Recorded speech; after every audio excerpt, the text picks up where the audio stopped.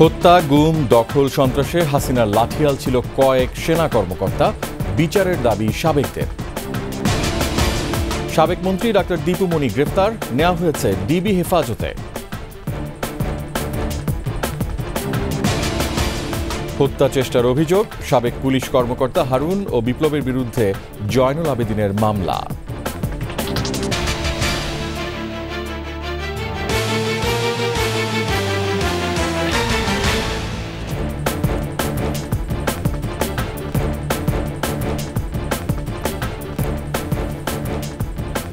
শুনছিলেন first security ইসলামী bank PLC সংবাদ শিরোনাম।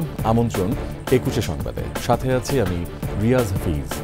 দর্শক, 21 টেলিভিশনের সংবাদ একই সাথে সরাসরি দেখতে পাবেন আমাদের ফেসবুক পেজ www.facebook.com/2124 অনলাইনে। এছাড়া সাবস্ক্রাইব করতে পারেন www.youtube.com/21 চ্যানেলে। আওয়ামী দুঃশাসনের গত 15 বছরে হত্যা, গুম আর বিভিন্ন প্রতিষ্ঠান দখলের বিশেষ একটি অংশে নেতৃত্ব দিয়েছেন সামরিক বাহিনীর কিছু কর্মকর্তা। ইসলামী ব্যাংক থেকে 21 টেলিভিশনের মতো জনপ্রিয় গণমাধ্যম সবকিছু দখলে এস আলমের লাঠিয়াল বাহিনী নেতৃত্ব দিয়েছেন তারাই। তাদের প্রত্যক্ষ সহযোগিতায় উত্থান ঘটেছে এস আলমদের। বৈষম্য বিরোধী আন্দোলনের মাধ্যমে অপশাসন থেকে মুক্তির পর অভিযুক্ত সেনা সদস্যদের বিচার দাবি করেছেন সাবেক সেনা কর্মকর্তারা। মানিক শিকদারের বিশেষ প্রতিবেদন। রিয়ার অ্যাডমিরাল এম সোহায়েল, সামরিক গোয়েন্দা সংস্থা ডিজিএফআই এর সাবেক পরিচালক lieutenant general Akbar Hossain, brigadier general Rashidul Alam, সদ্য আটক মেজর জেনারেল জিয়াউল হাসান, এমন আরও বেশ কয়েকজন সামরিক কর্মকর্তার নেতৃত্বে রাষ্ট্রীয় পৃষ্ঠপোষকতায় গত 15 বছরের বেশি সময় দেশ জুড়ে চলতে থাকে হত্যা, গুম, দখলদারিত্ব আর লুটপাটের রোমহর্ষক অধ্যায়। সরাসরি তাদের নেতৃত্বে উত্থান ঘটে ব্যাংক খেকো, জমি খেকো এস আলমের। 2017 সালের 27 নভেম্বর এশিয়ার শীর্ষস্থানীয় ইসলামী ব্যাংক দখলে নেয় আওয়ামী লীগের এই অলিগার্ক। এর 2 বছর আগে 2015 সালের 25 নভেম্বর একইভাবে দখলে নেয় মুক্তচিন্তার খোলা জানালা হিসেবে পরিচিত সেই সময়ে দেশের সবচেয়ে জনপ্রিয় গণমাধ্যম 21 টেলিভিশন। গভীর এই ষড়যন্ত্রে সামরিক কর্মকর্তাদের সঙ্গে যুক্ত হন সাবেক প্রধানমন্ত্রীর বিশেষ সহকারী আব্দুস সোবান গোলাপ। পূর্ব পরিকল্পনা অনুযায়ী 2015 সালের 6 জানুয়ারি আটক করা হয় 21 টেলিভিশনের চেয়ারম্যান অ্যান্ড সিইও আব্দুল সালামকে। একের পর এক মিথ্যা মামলায় বিনা বিচারে জেল হাজতের অন্ধ প্রকোষ্ঠে 2017 সালের 11 জুন পর্যন্ত দীর্ঘ 2.5 বছর বন্দী করে রাখা হয়। তার একমাত্র অপরাধ সত্য এবং ন্যায়ের পক্ষে গণমাধ্যমকে অবিচল রাখার প্রত্যয়। ইটিভিটা এই সরকার কর্তৃক যে দখল হয়, তারা যে বিভিন্ন মিডিয়াকে তাদের কক্ষিগত করার যে প্রক্রিয়া, সেটা কিন্তু ইটিভি দিয়েই শুরু হয়। তারা আমাদের দেশের প্রতিটি প্রতিষ্ঠানকে ধ্বংসের ব্যবস্থা গ্রহণ করে। ইলেকশন কমিশন, দুদক, সশস্ত্র বাহিনী এবং কিছু বড় ব্যবসা প্রতিষ্ঠান যাদেরকে প্যাট্রোনাইজ করে ব্যাংকগুলো ধ্বংসের দ্বারপ্রান্তে নিয়ে যায়। এস আলমের পক্ষে নগ্নভাবে কাজ করে যাওয়ার মাত্র কয়েক বছরের ব্যবধানে সামান্য নৌ কমান্ডার থেকে এম সোহায়েলের কপালে জোটে রিয়ার অ্যাডমিরাল পদ। একই সঙ্গে বনে যান চট্টগ্রাম বন্দর কর্তৃপক্ষের চেয়ারম্যান। ঐতিহ্যবাহী নৌবাহিনীর সোহায়েল একমাত্র কর্মকর্তা যিনি কোনো জাহাজ বা ঘাঁটি কমান্ড এবং গুরুত্বপূর্ণ কোনো সামরিক কোর্স ছাড়াই রিয়ার অ্যাডমিরালের পদ বাগিয়ে নেন। চট্টগ্রাম বন্দরের চেয়ারম্যান হিসেবে লুটপাট করেন হাজার হাজার কোটি টাকা। এই সমস্ত অফিসাররা আবার অনেক ব্যবসায়ী নির্দোষদের ছেলেপেলে ধরেও এরা ভিতরে আটকায় রাখতো এবং বলছে গুম করে দেওয়া হবে, খুন করে দেওয়া হবে, টাকা দেবো, এবং এদেরকে টাকা দিয়ে তারপর নাকি এই সোহেল, জিয়াউল হাসান আর এরা এগুলো করেছে। চট্টগ্রামের বাঁশখালীতে সাধারণ মানুষের জমি দখল করে এস আলমের বিদ্যুৎ কেন্দ্র নির্মাণকে ঘিরে 2021 সালের 17 এপ্রিল 5 জন নিরস্ত্র গরিব খেটে খাওয়া মানুষকে হত্যার নেতৃত্বেও ছিলেন এই সোহায়েল। হত্যা, গুমসহ অসংখ্য ভয়ঙ্কর অপরাধের অভিযোগ তার বিরুদ্ধে। আমাদের যে সরকার কাঠামো ছিল, যে সরকার ব্যবস্থা ছিল, তারা তাদের নিজ স্বার্থে এবং আমাদের কিছু কতিপয় অফিসার যারা নিজেদের প্রফেশনালিজমটাকে ভুলে যেয়ে অন্যের কাজগুলো করেছে এবং সেই কাজ করতে যেয়ে নিজেরা কিছু ব্যক্তিগত সুবিধাও গ্রহণ করেছে। প্রায় ৬ বছর ধরে ডিজিএফআই এর মহাপরিচালক পদে থাকা লেফটেন্যান্ট জেনারেল আকবর হোসেনও হাজার হাজার কোটি টাকার দুর্নীতি করে বিদেশে পাড়ি জমিয়েছেন ৫ আগস্ট গণ অভ্যুত্থানের দুদিন আগেই। তবে এখনও বহাল তবিয়তে আছেন বিএনপি নেতা ইলিয়াস আলী গুমের মূল হোতা র্যাবের তৎকালীন লেফটেন্যান্ট কর্নেল রাশিদুল আলম। বিভিন্ন সময় হয়েছেন নানাভাবে পুরস্কৃত, হয়েছেন অঢেল সম্পত্তির মালিক। কিন্তু এ ধরনের কথিত কিছু সামরিক কর্তা ব্যক্তির কারণে পুরো বাহিনী বারবার বিতর্কিত হবে এমনটা মানতে পারছেন না সংশ্লিষ্টরা।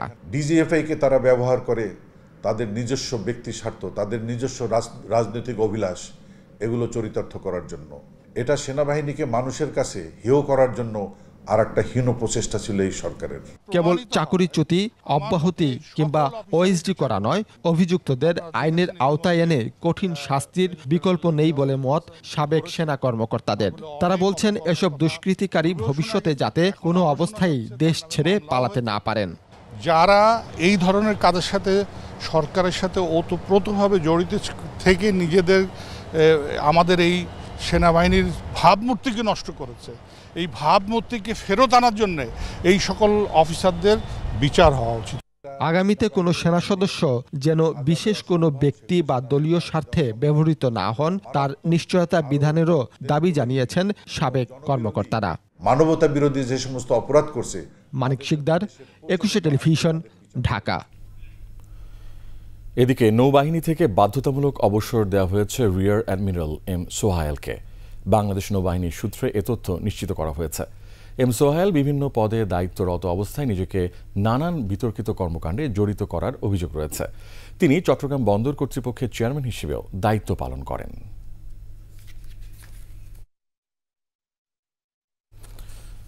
সাবেক আইনমন্ত্রী আনিসুল হক, শেখ হাসিনার উপদেষ্টা সালমান এফ রহমান, সাবেক পররাষ্ট্রমন্ত্রী হাসান মাহমুদ ও সাবেক আইসিটি প্রতিমন্ত্রী জুনায়েদ আহমেদ পলকের পর এবার আটক হয়েছেন সাবেক সমাজ কল্যাণমন্ত্রী ও আওয়ামী লীগের যুগ্ম সাধারণ সম্পাদক ডাক্তার দীপু মনি। রাজধানীর বাড়িধারা এলাকায় এক আত্মীয়ের বাসা থেকে ডাক্তার দীপু মনিকে আটক করে ঢাকা মহানগর পুলিশের গোয়েন্দা বিভাগের একটি দল। 18 জুলাই চাঁদপুর জেলা বিএনপির সভাপতি শেখ ফরিদ আহমেদ মানিকের বাড়িতে হামলা, ভাঙচুর, লুটপাট ও অগ্নিসংযোগের ঘটনায় করা মামলায় সাবেক সমাজ কল্যাণমন্ত্রী ডাক্তার দীপু মনি ও তার বড় ভাই ডাক্তার JR ওয়াদুদ টিপুর বিরুদ্ধে চাঁদপুর থানায় মামলা হয়। পুলিশ জানায় দীপু মনিকে মিন্টো রোডের ডিবি কার্যালয়ে নেওয়া হয়েছে। কাল তাকে আদালতে তোলা হবে। দীপু মনি 2008 সাল থেকে চাঁদপুর 3 আসনের সংসদ সদস্য হিসেবে দায়িত্ব পালন করছেন। এছাড়া 2009 থেকে 2013 সাল পর্যন্ত পররাষ্ট্রমন্ত্রী ছিলেন আর 2019 সাল থেকে এ বছরের শুরু পর্যন্ত শিক্ষামন্ত্রী ছিলেন। শেখ হাসিনার 18 মন্ত্রী প্রতিমন্ত্রীর অবৈধ সম্পদ অনুসন্ধানে যে তালিকা দুর্নীতি দমন কমিশন করেছে তাতে দীপু মনির নামও রয়েছে। দীপু মনির 900 কোটি টাকার অবৈধ সম্পদের প্রাথমিক সত্যতা পেয়েছে দুদক।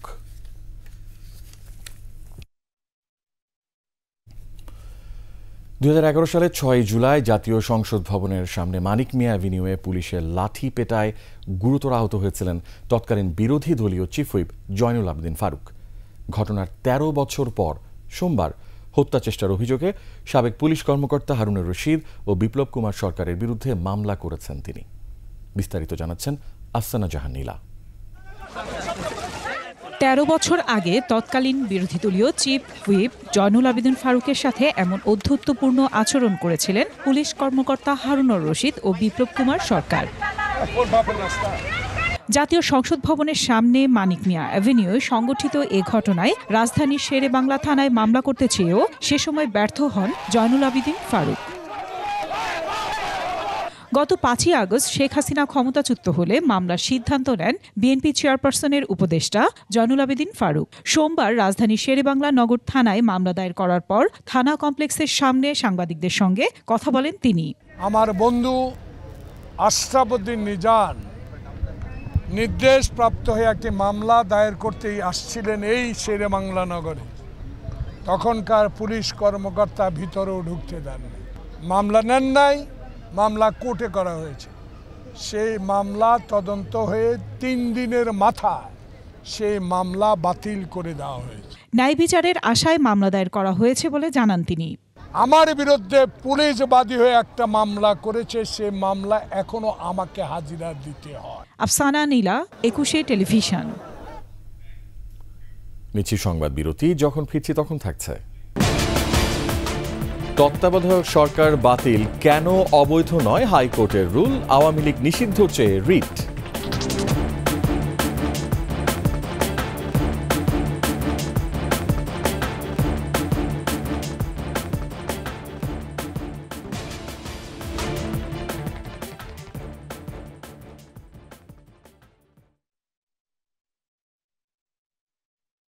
একুশে সংবাদে তত্ত্বাবধায়ক সরকার ব্যবস্থা বাতিল করে দেয়া পঞ্চদশ সংশোধনী কেন বাতিল করা হবে না জানতে চেয়ে 4 সপ্তাহের মধ্যে রুল জারি করেছেন হাইকোর্ট। বিচারপতি নাইমা হায়দারের নেতৃত্বে দ্বৈত বেঞ্চ এ রুল জারি করেন। বিস্তারিত শাকির আরজু রিপোর্টে। পঞ্চদশ সংশোধনী কেন বাতিল করা হবে না রুল চেয়ে গতকাল রোববার সুজন সম্পাদক বদিউল আলম মজুমদার সহ 5 জন হাইকোর্টে রিট করেন। সোমবার রিটের শুনানি হয়। এ সময় বলা হয়, দেশে 12টি জাতীয় সংসদ নির্বাচন হয়েছে। 1991 সাল থেকে 2008 পর্যন্ত নির্বাচন হয় তত্ত্বাবধায়ক বা অন্তর্বর্তী সরকারের অধীনে, যে নির্বাচন দেশে বিদেশে গ্রহণযোগ্যতা পায়। নবম সংসদ নির্বাচনের পর আওয়ামী লীগ ক্ষমতায় এসে আদালতের এক রায়ের মাধ্যমে তত্ত্বাবধায়ক সরকারের বিধান বাতিল করে আনা হয় সংবিধানের পঞ্চদশ সংশোধনী। এমনকি এই সংশোধনীর মাধ্যমে সংবিধানের মৌলিক কাঠামোতেও পরিবর্তন আনে তারা। আইনজীবীরা বলছেন, দেশের রাজনৈতিক সংকট, একতরফা নির্বাচন এবং ক্ষমতাসীনদের স্বৈরাচারী হওয়ার পথ সুগম করে দেয় এই সংশোধনী। শুনানি শেষে সংশোধনীটি কেন অবৈধ হবে না তা জানতে চেয়ে 8 সপ্তাহের রুল জারি করেন হাইকোর্ট। যদি পঞ্চদশ সংশোধনীকে সম্পূর্ণভাবে স্থগিত করা হয়, তাতে কোনো ধরনের সাংবিধানিক সংকট তৈরি হবে না। সংশোধনী আজ এ হোল কেন সংবিধানের সাথে সাংঘর্ষিক এবং আল্ট্রাভাইরাস ডিক্লেয়ার করা হবে না, সেটাকে বলা হয়েছে। অ্যাটর্নি জেনারেল বলছেন, এই সংশোধনীর মধ্য দিয়ে গণতন্ত্রহীনতার দিকে যায় বাংলাদেশ। আবেদনকারীদের এমন বক্তব্য খতিয়ে দেখা হবে। এই সংশোধনের মধ্য দিয়ে গণতন্ত্রহীনতার দিকে বাংলাদেশ এগিয়েছে। এই সংশোধনের মধ্য দিয়েই বাংলাদেশের বিচার ব্যবস্থায় এক ধরনের হস্তক্ষেপের পরিস্থিতি তৈরি হয়েছে সরকারের। এই জায়গাগুলোর থেকে সরকার হয়তো, যারা পিটিশনার করেছেন তারা দীর্ঘদিন ধরে কনসাস সিটিজেন হিসেবে বাংলাদেশে তাদের ভয়েস রেজ করেছেন, সেই জায়গা থেকে তারা করেছেন। আমরা এটা এক্সামিন করে দেখব। রিটকারীদের অন্যতম সুজন সম্পাদক বদিউল আলম মজুমদার বলছেন, স্বেচ্ছাচারিতা ও জালিয়াতির মাধ্যমে সংশোধনীটি করেছিল শেখ হাসিনা সরকার। রিটটা করেছিলাম কারণ যে তত্ত্বাবধায়ক সরকার ব্যবস্থা যদি বহাল থাকতো তাহলে এই 7 জানুয়ারি নির্বাচনটা হতো না, এবং 7 জানুয়ারি নির্বাচনটা যদি না হতো তাহলে এতগুলো প্রাণহানি হতো না। পঞ্চদশ সংশোধনী পাশ করা হয়েছে সম্পূর্ণ স্বেচ্ছাচারিতার ভিত্তিতে এবং মিথ্যাচার, জালিয়াতির মাধ্যমে। হাইকোর্টের অবকাশকালীন ছুটির পর রুলের চূড়ান্ত শুনানি নিষ্পত্তি হবে বলে আশা করছেন আইনজীবীরা। শাকিরা আরজু, 21 টেলিভিশন, ঢাকা। কোটা সংস্কার আন্দোলনের সময় ছাত্র জনতাকে নির্বিচারে হত্যার দায়ে বাংলাদেশ আওয়ামী লীগকে নিষিদ্ধ ও দলটির নিবন্ধন বাতিল এবং অন্তর্বর্তী সরকারের মেয়াদ 3 বছর চেয়ে হাইকোর্টে রিট করা হয়েছে। মানবাধিকার সংগঠন সারদা সোসাইটির পক্ষে আরিফুর রহমান মুরাদ ভূঁইয়া সোমবার এই রিট দায়ের করেন। বিচারপতি AKM আসাদুজ্জামান ও বিচারপতি মোহাম্মদ মাহবুবুল ইসলামের হাইকোর্ট বেঞ্চে এ আবেদনের উপর শুনানি হতে পারে কাল। মন্ত্রিপরিষদ সচিব, রাষ্ট্রপতি কার্যালয়ের জনবিভাগের সচিব, দুদক চেয়ারম্যান, আইন সচিব, নির্বাচন কমিশন সচিব, ব্যাংক ও আর্থিক প্রতিষ্ঠান বিভাগের সচিব, এনবিআর চেয়ারম্যান, বাংলাদেশ ব্যাংকের গভর্নর, BFIU প্রধান এবং বৈষম্য বিরোধী ছাত্র আন্দোলনের সমন্বয়ক ও সহ সমন্বয়কদের বিবাদী করা হয়েছে। অন্তর্বর্তীকালীন সরকারকে মিনিমাম 3 বছর মেয়াদ দেওয়ার জন্য, যেহেতু এটা সংবিধানের মধ্যে নাই, সংবিধানে আছে এই তত্ত্বাবধায়ক সম্বন্ধে, কিন্তু অন্তর্বর্তীটা সম্পূর্ণ একটা নতুন ইস্যু। আমরা চাই দ্বিতীয় হচ্ছে যে ছাত্র জনতাকে নির্বিচারে হত্যার দায়ে বাংলাদেশ আওয়ামী লীগকে নিষিদ্ধ এবং নিবন্ধন বাতিল। ছাত্র জনতার বিপ্লবের প্রত্যাশা অনুযায়ী স্থানীয় সরকারে ব্যাপক পরিবর্তন এনেছে অন্তর্বর্তী সরকার। অপসারণ করা হয়েছে জেলা পরিষদ ও উপজেলা পরিষদ চেয়ারম্যান ও সব পৌরসভার মেয়রকে।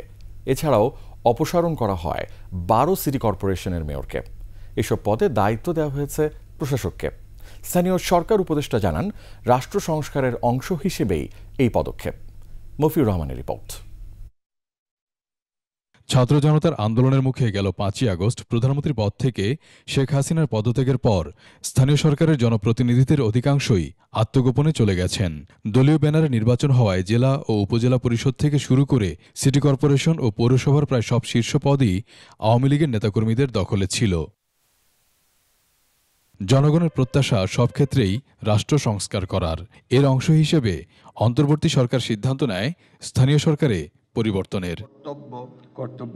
অপসারণ করা হয় 60 জেলা পরিষদের চেয়ারম্যান, 493টি উপজেলা চেয়ারম্যান সহ 323টি পৌরসভার মেয়রকে।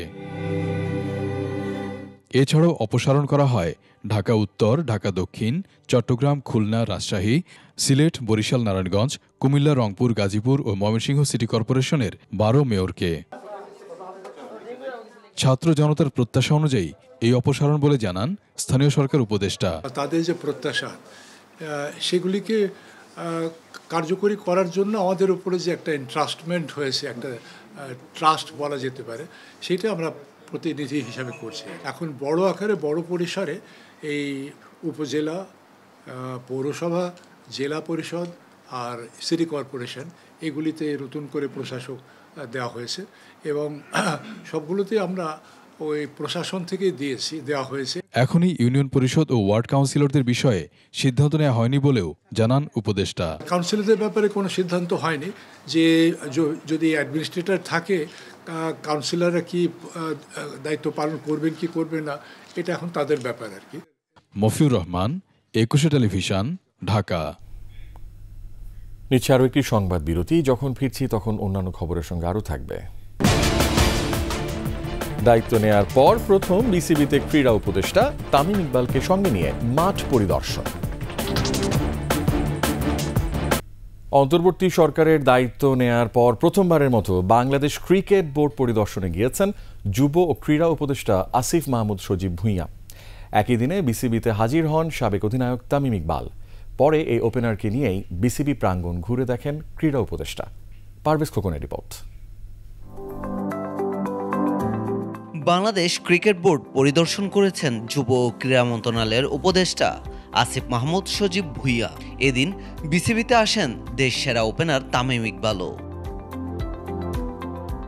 আসিফ মাহমুদ ও তামিম ইকবালের পদচারণায় প্রাণচঞ্চল হয়ে ওঠে মিরপুর শেরেবাংলা জাতীয় ক্রিকেট স্টেডিয়াম। আনুষ্ঠানিক পরিচয় পর্ব শেষে বিসিবির প্রেসিডেন্ট বক্স ঘুরে দেখেন আসিফ। এরপর ভবন থেকে মাঠে প্রবেশ করেন তারা। এই সময় সঙ্গে ছিলেন বিসিবির সিইও নিজামুদ্দিন চৌধুরী সুজনও। মাঠে প্রবেশের পর ড্রেসিং রুমের সামনে থেকে ইনডোরে যান নতুন উপদেষ্টা। সঙ্গে ছিলেন সাবেক অধিনায়ক হাবিবুল বাশার সুমন, শাহরিয়ার নাফিজরা।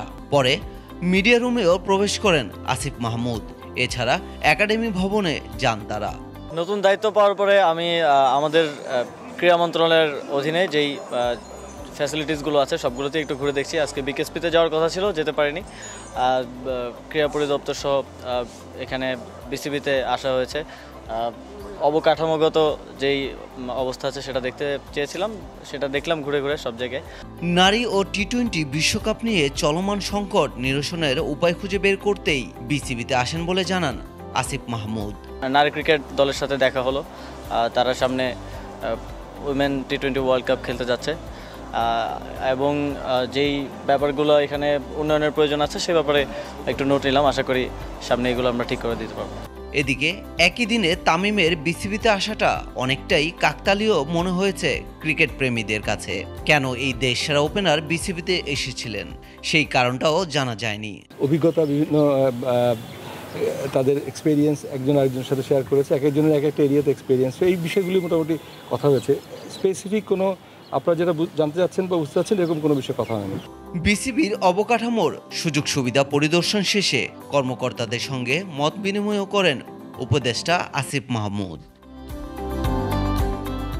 পারভেজ খোকন, একুশে টেলিভিশন। শেষ করছি একুশে সংবাদ। তবে যাবার আগে ফার্স্ট সিকিউরিটি ইসলামী ব্যাংক পিএলসি সংবাদ শিরোনামগুলো আরও একবার। হত্যা, গুম, দখল, সন্ত্রাসে হাসিনা লাঠিয়াল ছিল কয়েক সেনা কর্মকর্তা, বিচারের দাবি সাবেকদের। সাবেক মন্ত্রী ডাক্তার দীপু মনি গ্রেফতার, নেওয়া হয়েছে ডিবি হেফাজতে। হত্যা চেষ্টার অভিযোগ, সাবেক পুলিশ কর্মকর্তা হারুন ও বিপ্লবের বিরুদ্ধে জয়নুল আবেদিনের মামলা।